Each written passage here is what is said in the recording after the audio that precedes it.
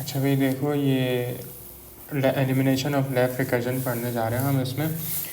ठीक है, तो इसमें प्रॉब्लम क्या आती है, वजह क्या है कि हम एलिमिनेट करते हैं, उसकी वजह क्या है वो हम देख लेते हैं। और क्वेश्चन किस तरह से आएंगे पेपर में ये भी देख लेते हैं। सर ने कितना पढ़ा है ये भी देख लेते हैं। ठीक है, और एक दो चीज़ें मतलब कि एक्स्ट्रा भी देख लेते हैं। ठीक है, अच्छा यहाँ से शुरू करते हैं ऊपर से ही। प्रोडक्शन रूल है, फॉर एग्जांपल तुम्हारे पास ये दिया हुआ है, क्या कहते हैं, ये वाला, और इसकी स्ट्रिंग तुम्हारे पास ये बनती है। जाहिर सी बात है, एक प्रोडक्शन रूल दिया होगा, उसकी स्ट्रिंग कुछ ना कुछ तो बन रही होगी। ठीक है, तो अच्छा ये लेफ़्ट रिकर्जन लिखा हुआ है और एक ये राइट रिकर्जन, तो ये किस हिसाब से पता चलेगा कि भाई लेफ़्ट रिकर्जन है, ये राइट रिकर्जन है। तो पता इस हिसाब से चलेगा कि अब जैसे ये वेरिएबल लिखा हुआ है ए, और यहाँ पर बोल रहा है कि ए जो है ए के बराबर भी है, ए अल्फ़ा के बराबर भी है और बीटा के भी बराबर है। ठीक है, तो यहाँ पर लेफ़्ट रिकर्जन से क्या मतलब है, लेफ़्ट रिकर्जन से मतलब है कि अगर ये वाला वेरिएबल यहाँ पर एरो के एग्जैक्टली आगे, मतलब कि एरो के, इस एरो के एग्जैक्टली आगे यहाँ पर आए, यही रिपीट हो, तो इसको बोलेंगे लेफ़्ट रिकर्जन। और अगर अगर कोई यहाँ पर क्या कहते हैं, ये वाला सिंबल जो है एरो के यहाँ पर कोई सिंबल आ जाए और सिंबल के बाद आए ये वाला पार्ट, ये वाला वेरिएबल जो है उठ के यहाँ पर आए सिंबल के बाद, सिंबल कौन सा हो गया, ये एक सिंबल हो गया, एक सिंबल ये हो गया। ठीक है, तो ये सिंबल के लेफ़्ट साइड पे है, ठीक है, और ये सिंबल के राइट साइड पे है।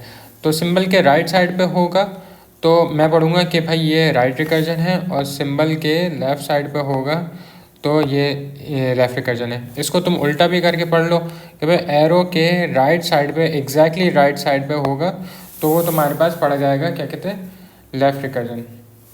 और क्या कहते हैं, एरो के बिल्कुल मतलब कि राइट साइड पे होगा, इस साइड पे आएगा, कोई सी चीज़ छोड़ के आएगा, कोई सा वेरिएबल या फिर वो कुछ और छोड़ के आएगा।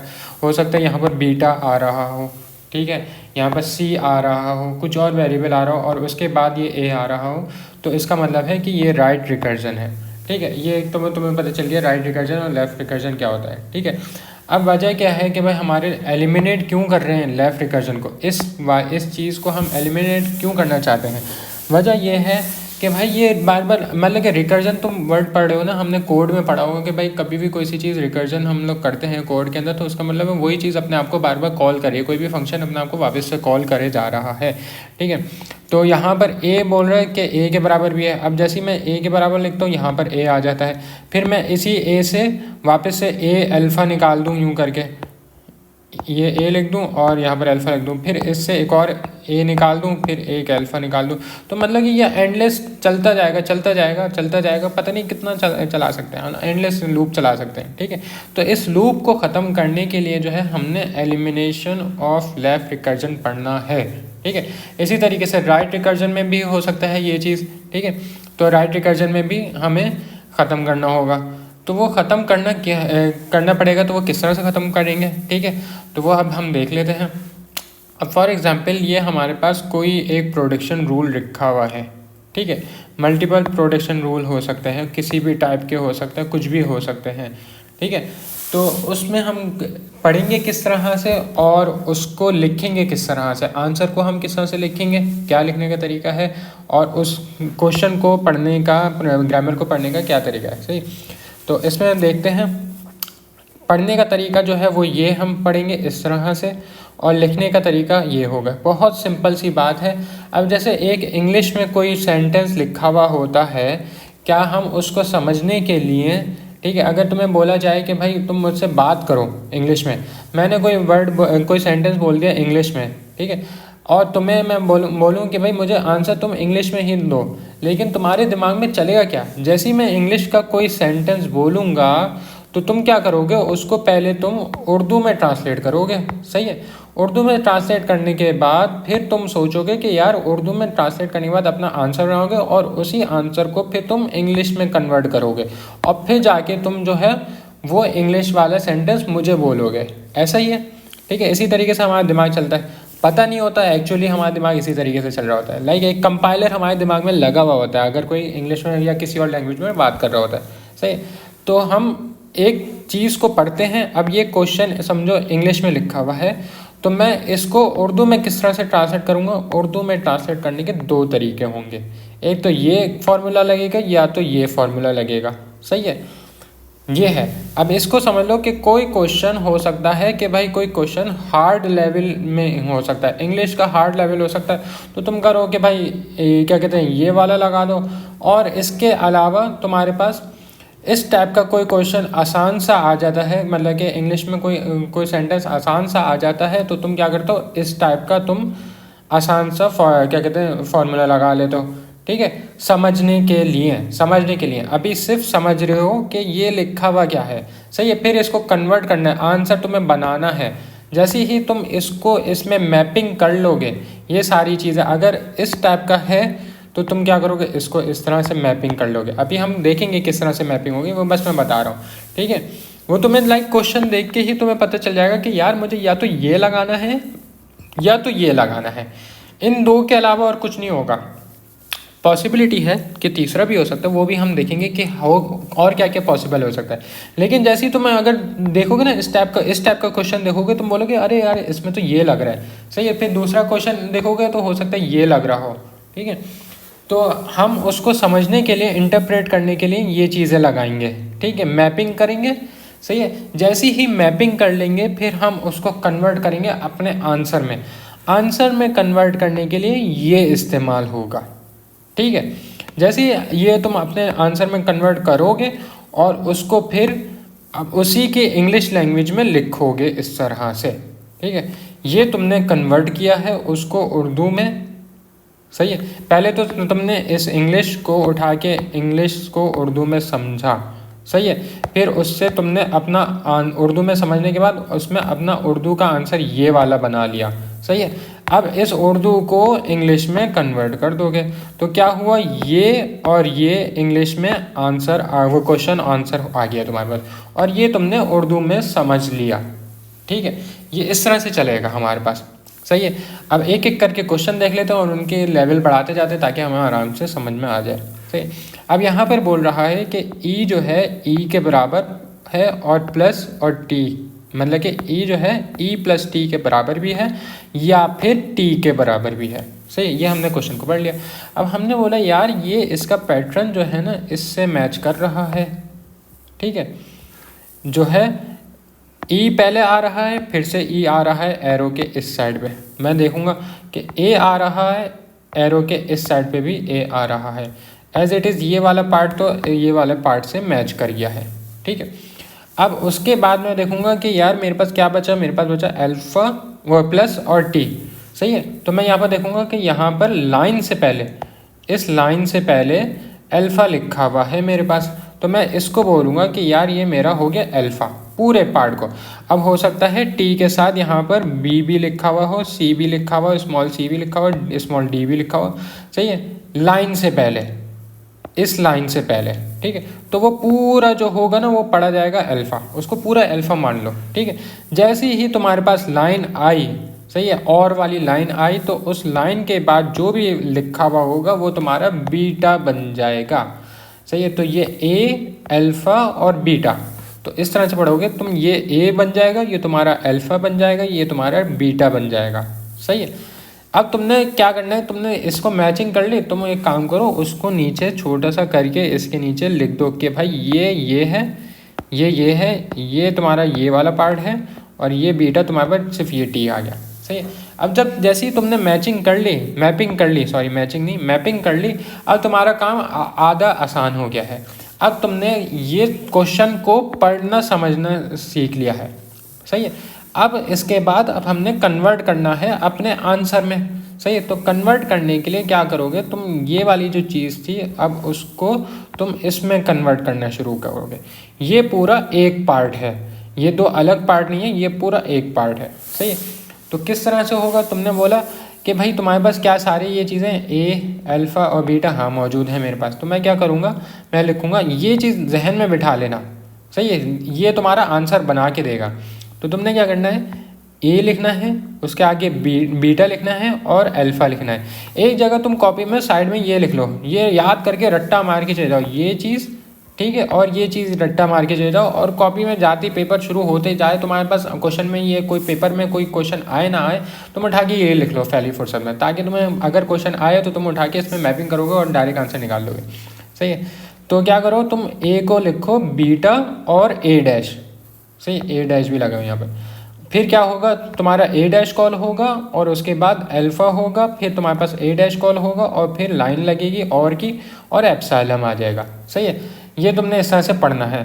सही है। अब ये चीज़ हम आंसर में कन्वर्ट करेंगे, इसको देख के यूँ, फिर यूँ आएगा और फिर यूँ आएगा, इस तरह से चलेगा तुम्हारा आंसर।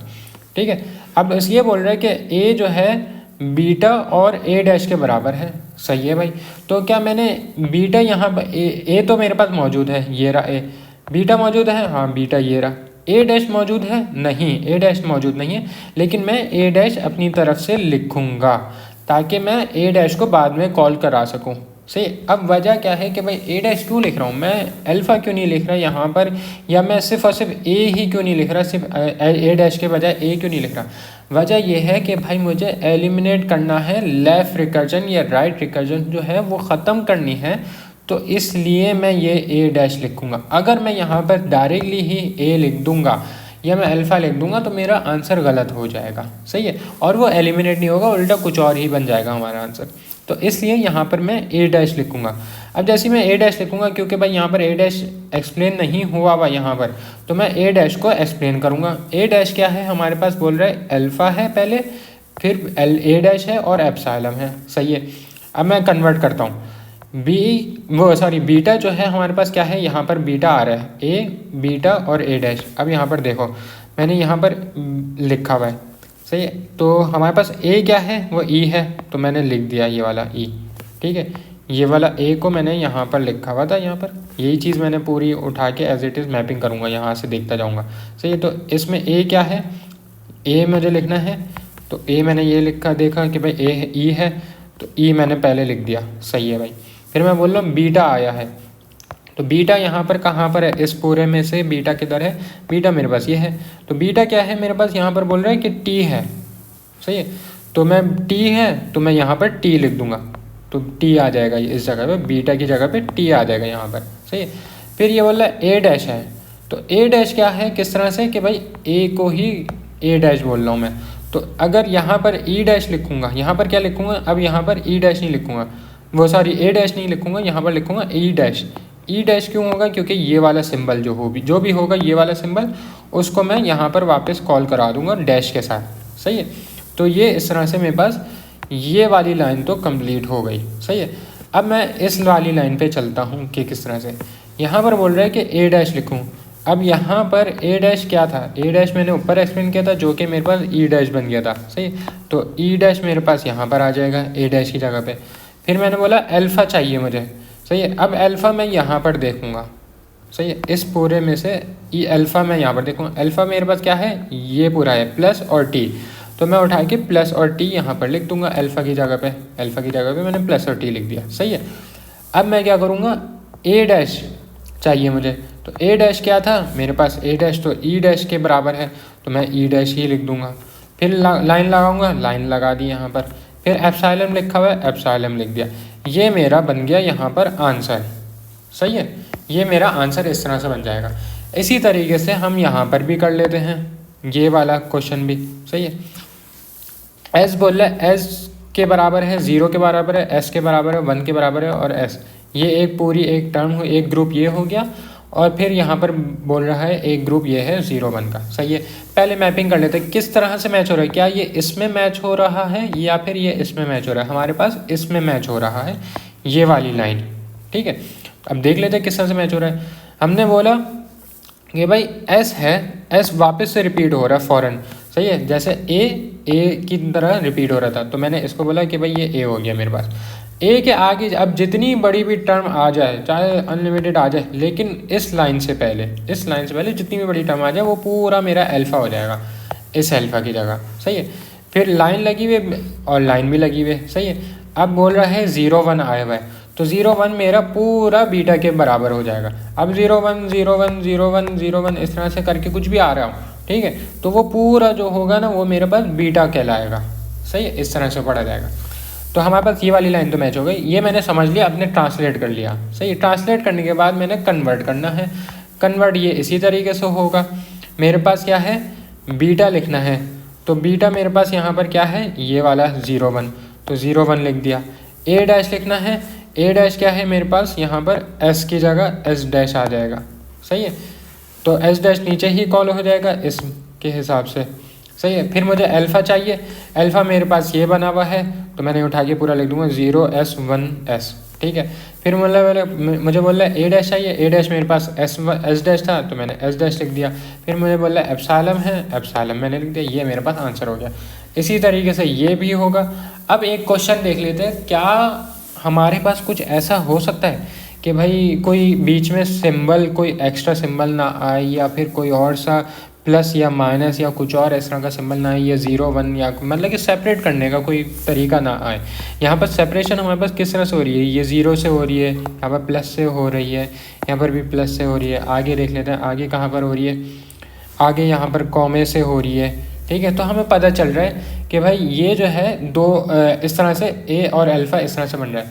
लेकिन अगर तुम्हें समझ में नहीं आए कि यार अल्फ़ा नहीं बन रहा, फॉर एग्जांपल अगर हमारे पास ये क्वेश्चन आ जाए, ई जो है ई के बराबर है, ए के बराबर है और बीटा, अब यहाँ पर तीनों एक साथ वेरिएबल हैं, यहाँ पर तो कुछ और बीच में आ ही नहीं रहा, ना कॉमा आ रहा है, ना प्लस आ रहा है ई के बाद, ना यहाँ पर कुछ और भी नहीं आ, कुछ भी नहीं आ रहा, डायरेक्टली तीनों वेरिएबल लिखे हुए। लेकिन अब तुम क्या करोगे, यहाँ पर किस तरह से मैपिंग करोगे, तो यहाँ पर तुम मैपिंग करोगे इस तरह से, यहाँ पर बोलोगे कि भाई ये ई तो हमारे पास पहला शुरू का पार्ट है, तो ये ई वापस से लेफ्ट रिकर्जन हो रहा है, तो ये तो मेरे पास बन गया ए।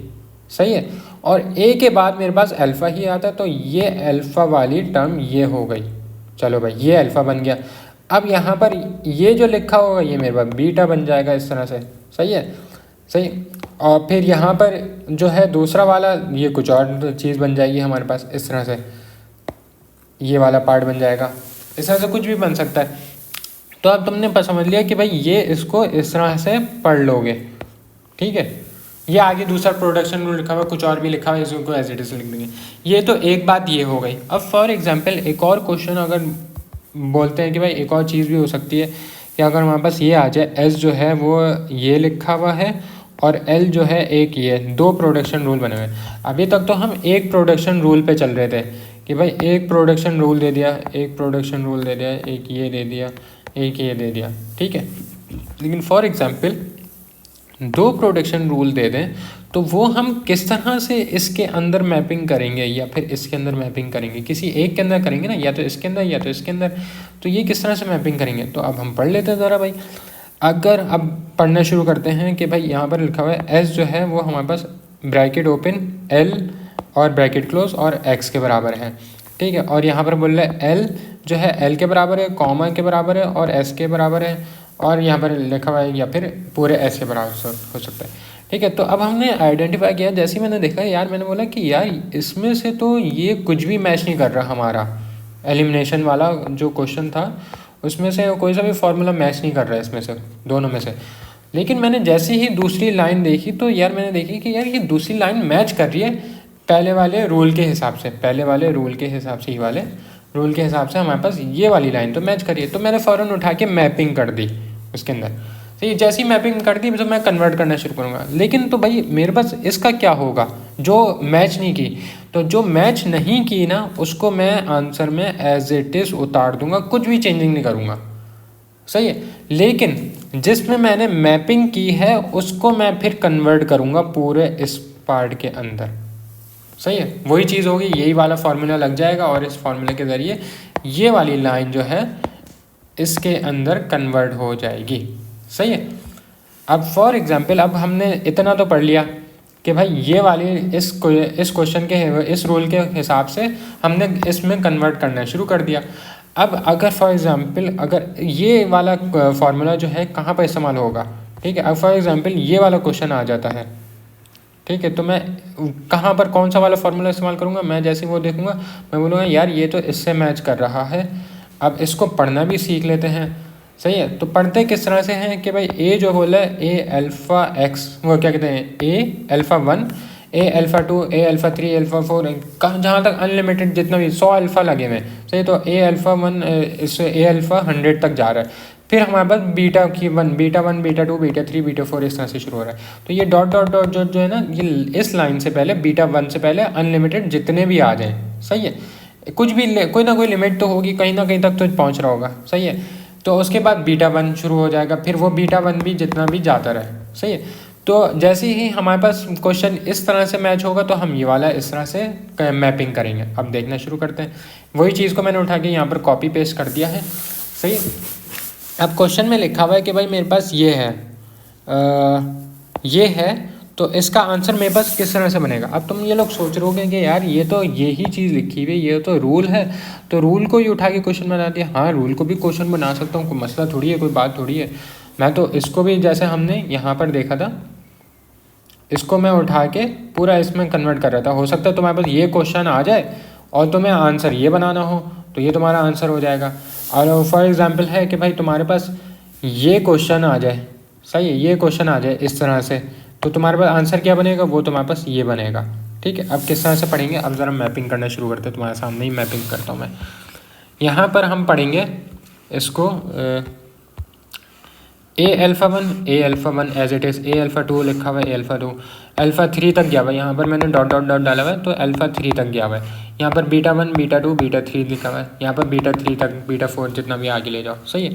फिर मुझे इसी लाइन को जो है कन्वर्ट करना है किसके अंदर, इस चीज़ के अंदर, ठीक है। तो मैं इसको उठाता हूँ यहाँ से और इसको उठा के कॉपी कर लेता हूँ, सही है। यहाँ पर मैंने कॉपी किया, पेस्ट, ठीक है। अब इस चीज़ को जो है ना, मैं इसमें आंसर में कन्वर्ट करूँगा। किस तरह से, अब तुम देखो, यहाँ पर मैं लिखता जाऊँगा कि ये मेरे पास, हाँ, लिखा हुआ है मौजूद। ए जो है वो हमारे पास बनेगा किस में, पहले तो ये बीटा में देखूँगा। तो सबसे पहले बीटा 1 कौन सा है मेरे पास, बीटा 1 मेरे पास ये है, बीटा 1, ठीक है। पहले मैं बीटा लिखूँगा और फिर ए डैश लिखूँगा, सही है। तो बीटा में मेरे पास कितने सारे बीटा आ रहे हैं, बीटा 1 बीटा 2 बीटा 3 आ रहे हैं। तो मैं बीटा 1 से शुरू करता हूँ। तो बीटा 1 लिखा मैंने और ए डैश लिख दिया, ए डैश मेरे पास आ गया, सही है। इसी तरीके से फिर मैं बोला कि भाई बीटा एक और दफ़ा आ रहा है, तो बीटा 2 आ रहा है, तो बीटा 2 लिखा, ए डैश लिख दिया। फिर बीटा 3 लिखा, बीटा 3 लिख दिया और ए डैश लिख दिया। तो ये वाला काम तो मेरे पास पूरा हो गया इसमें, सही है।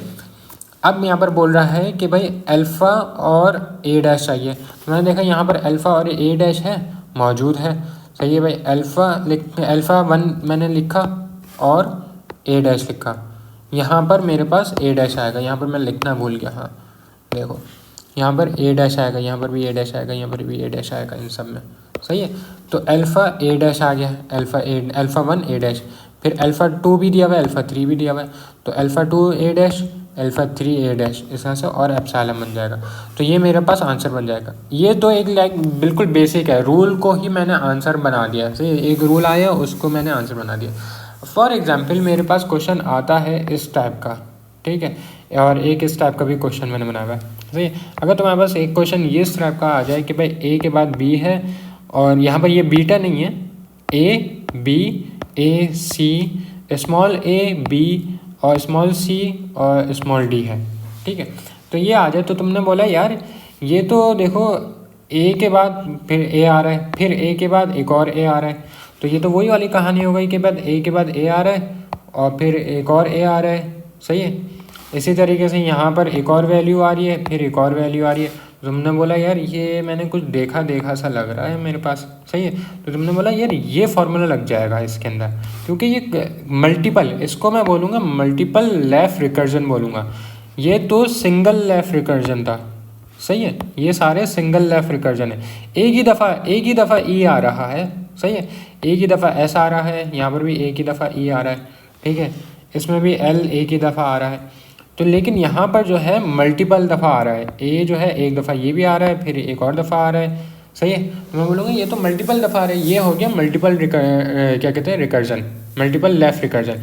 और एक चीज़ और होती है इनडायरेक्ट लेफ्ट रिकर्जन। खैर वो हमारा टॉपिक नहीं है, सर ने पढ़ाया नहीं है, लेकिन हमें सर ने यहाँ तक पढ़ाया है मल्टीपल लेफ्ट रिकर्जन तक। तो हम क्या करेंगे, इसको हम बोलेंगे कि मैपिंग करना शुरू कर देंगे, सही है। यहाँ पर मैं बोलूँगा इसी रूल के हिसाब से, ठीक है। तो यहाँ पर मैं बोलूँगा ये ए हो गया और ये अल्फ़ा हो गया, फिर ये वाला ए जो होगा ये ए हो जाएगा और ये मेरे पास अल्फ़ा 2 हो गया, सही है। अब यहाँ पर तो ए रिपीट हो रहा था। अब मैंने बोलूँगा यहाँ पर तो ए नहीं आ रहा कैपिटल ए, लेकिन स्मॉल ए आ रहा है, लेकिन मुझे कैपिटल ए चाहिए था। जैसे ये है, अगर ये चीज़ यहाँ पर कैपिटल ए लिखा हुआ होता तो फिर मैं यहाँ पर बोलता ये ए होता और ये स्मॉल ए और बी जो होता वो मेरे पास अल्फ़ा 3 हो जाता। सही है, इस तरह से। तो यहाँ पर तो ये कैपिटल ए है नहीं, तो मैं बोलूँगा कि यार यहाँ पर ख़त्म हो गया। अब यहाँ से जो है ये वाला पार्ट शुरू हो रहा है बीटा वाला, तो मैं पूरा इसको बोलूँगा कि बीटा 1। सही है, फिर बीटा 2। सही है, इसमें कुछ नहीं है कि बीटा 2 अल्फ़ा 1 इस तरह से कुछ करके नहीं है, तो एक ही चीज़ है। तो वो पूरा जो भी टर्मिनोलॉजी लिखी होगी, पूरा जो होगा वो वेरिएबल या टर्मिनल एक साथ लिखा होगा, तो हम उसको पूरे को एक पढ़ेंगे, बीटा 1 बीटा 2। ठीक है, ये तो मैंने मैपिंग कर दी। अब मैं उठा के इसको इस तरह से आंसर में कन्वर्ट करने की कोशिश करता हूँ। तो ये मुझे बोल रहा है बीटा को कॉल करो पहले। सही है, तो बीटा 1 जो है हमारे पास अब मल्टीपल बीटास हैं, तो हम पहले बीटा 1 से शुरू करते हैं। तो बीटा 1 बोलता है कि भाई ए और कैपिटल बी के बराबर है, ए और कैपिटल बी के बराबर लिख दिया। फिर बोल रहा है ए डैश लगा दूँ। सही है, ए डैश लगा दिया मैंने। तो सही है, जैसे ही ए डैश लगाया फिर मैंने बोला कि भाई इसमें ए डैश को ये वाला फार्मूला लगाना शुरू करो। सही है, ए डैश ये वाला फार्मूला लगाया। यहाँ पर बोल रहा है अल्फ़ा और ए डैश। सही है, अल्फ़ा यहाँ पर क्या था, अल्फ़ा मेरे पास है यहाँ पर अल्फ़ा 1 और अल्फ़ा 2 है। तो भाई मैं सीक्वेंस में लेता हूँ, पहले मैं अल्फ़ा 1 को ले लेता हूँ। अल्फ़ा 1 को लिया और ए डैश को लिख दिया, ए डैश को लिख दिया। अब मैं देखूंगा कि यार मेरे पास क्या सारे बीटा और सारे अल्फ़ा लिख दिए? नहीं, मैंने सिर्फ बीटा 1 और बीटा अल्फ़ा 1 को लिखा है, मैंने इन दो को लिखा है। मैं तो अभी इस पर आया ही नहीं हूँ। तो मैं क्या करूँगा, अब मैं वापस से जाऊँगा इसी के पर, फिर मैं बोलूँगा कि मेरे पास बीटा 2 भी बचा हुआ है। तो जितने भी बीटा 2 बचे हुए होंगे ना, उन सबको लाइन में एक साथ लिखते जाओ। सही, बीटा 2 बीटा 3 बीटा 4 जितने भी लिखे होंगे उन सबको लाइन से लिखते जाओ। तो मैं बात बोलूँगा कि भाई बीटा 2 है, बीटा 2 लिख दिया इसके हिसाब से, और फिर ए डैश है, ए डैश भी लिख दिया यहाँ पर। सही, अगर यहाँ पर बीटा 3 हो भी होता तो फिर मैं यहाँ पर यूँ लाइन डाल के वो भी लिखता बीटा 3 की वैल्यूज़। ठीक है, अब ये हो गया। अब मैंने बोला कि भाई अल्फ़ा 1 वाले तो लिख दिया था, अल्फ़ा 2 नहीं लिखा मैंने। तो अल्फ़ा 2 के लिए मैं फिर ये वाला फार्मूला लगाऊंगा, अल्फ़ा वाला बोलूँगा कि अल्फ़ा क्या है, यहाँ पर अल्फ़ा 2 है तो मैंने सी लिख दिया। सही है, फिर ए डैश आ रहा है। सही है, तो ए डैश लिख दिया। फिर अब मेरे पास कुछ बचा है इसमें से? नहीं, अब मेरे पास कुछ नहीं बचा है, तो मैं लिख दूंगा एप्सिलॉन। ये एप्सिलॉन आ जाएगा मेरे पास इस तरह से। इसी तरीके से ये हमारे पास ये वाला पार्ट भी होगा। यहाँ पर बोल रहा है कि भाई ए जो है ए बी डी के बराबर है, इस कैपिटल ए और स्मॉल ए के बराबर है और स्मॉल ए के बराबर है। सही है, तो अब मैं बोल देता हूँ कि भाई यहाँ पर लेफ़्ट रिकर्जन हो रहा है ये वाला पार्ट। ठीक है, तो इसको मैंने ए बोल दिया, बाकी इस पूरे को मैंने अल्फ़ा 1 बोल दिया। सही है, इसको मैंने वो बोला कि भाई ये कैपिटल ए है, दो मतलब कि मल्टीपल आ रहा है ना, मल्टीपल रिकर्जन लेफ़्ट रिकर्जन हो रही है। एक दफ़ा ये भी आ रहा है, फिर एक और दफ़ा आ रहा है, से 2 दफ़ा आ रहा है। यहाँ पर कितनी दफ़ा आ रहा था, यहाँ पर 3 दफ़ा आ रहा था, 1 2 3। यहाँ पर कितनी दफ़ा आ रहा था, 2 दफ़ा आ रहा था। सही, तो यहाँ पर भी 2 दफ़ा आ रहा है, तो मैं बोलूँगा मल्टीपल लेफ़्ट रिकर्जन ही है, तो मैं इसी को अप्लाई करता हूँ। सही है, तो ए यहाँ पर आया, अल्फ़ा 1 आया, ए यहाँ पर आया, अल्फ़ा 2 आ गया। फिर मैंने बोला यहाँ पर ए रिपीट नहीं हो रहा, कैपिटल ए। सही, तो मैंने बोला कि यार यहाँ पर ये वाला पार्ट ख़त्म हो चुका है। सही, अब यहाँ पर बीटा वाला पार्ट शुरू होगा, तो इसको मैंने बोला कि ये बीटा 1 हो गया।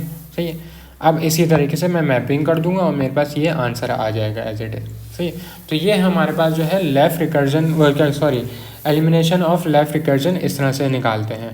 ठीक है, तो ये हमारी कहानी है इसकी एलिमिनेशन।